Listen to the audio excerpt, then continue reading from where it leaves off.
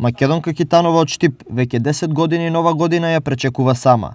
На неа друштво во пензионерската соба и прави само вклучениот телевизор. Од овие 10 години само си чекам нова година, седам си, направам си јадење, јадам, преспивам, ако треба цел ден, цел ноќ седам. Случува ли се некој пат да заспиете пред 12?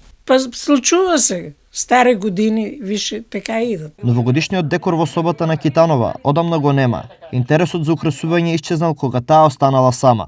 Заедно со децата заминала и желбата да се долови празничната атмосфера. Немам такви работи, не ми е сега интересно. Порно децата кога беа тие внуците доваѓаа.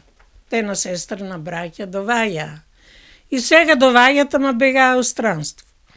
Они украсуваат, те тука има си мајмуни, свири си он, има други играчки, ама ја не украсувам до тека. Но Китанова не е ниту малодушна, ниту разочарана. Таа се уште се надева дека новогодишните празници ќе ја израдуваат со некаков подарок, која таа со задоволство ќе го прими. Дали би прифанала некаков подарок за Нова година и Бошиќа? Па сега и јас подарувам и кој сака нека дојде нека ми подаре. И ја прифаќам и ја подарувам на некој.